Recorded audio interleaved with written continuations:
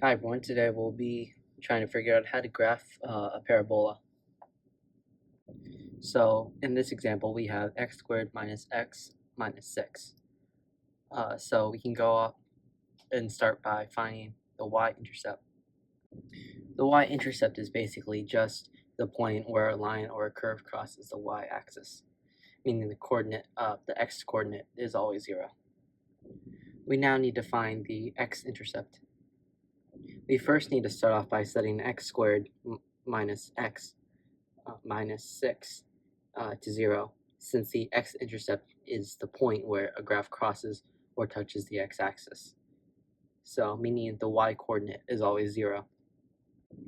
Now here we can use the quadratic formula to find the answers and rearrange the equation. This is not necessary, there are other methods for this, but I enjoy bringing nuclear artillery to a snowball fight. Now here we can use the quadratic formula to find the x-intercepts. This is not necessary. You can factorize using simpler methods.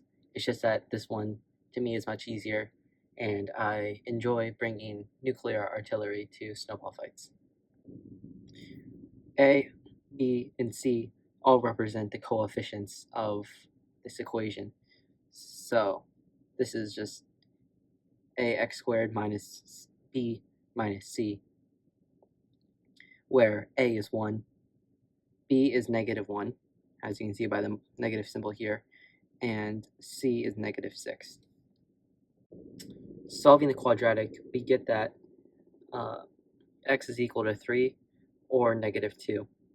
And rearranging that, we get that x minus 3 is equal to 0, and that x plus 2 is also equal to 0, of which we can factor it out as x minus 3 times x plus 2 is equal to 0. So we get that 3 and -2 are x-intercepts. So now we need to solve for the vertex. So what is the vertex? So the vertex is simply the point where the parabola changes directions. And by taking the derivative of a quadratic, it gives the slope of the tangent at any point.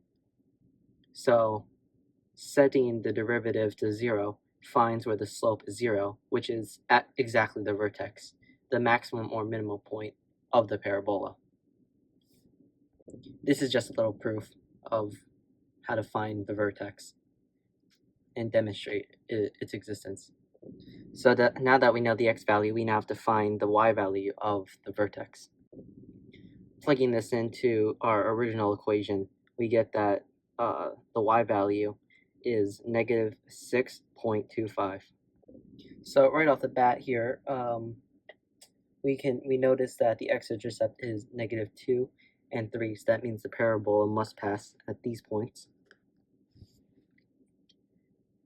We are then told that the y-intercept is -6, so it must pass also through -6.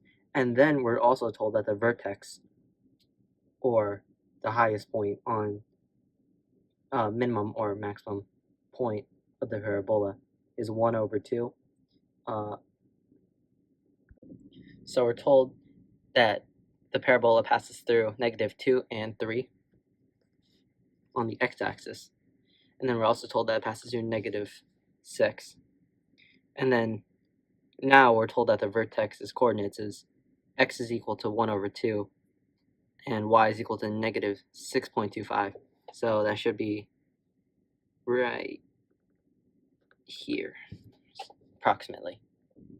So as you can see, we can just draw the parabola, and yeah, thanks for watching.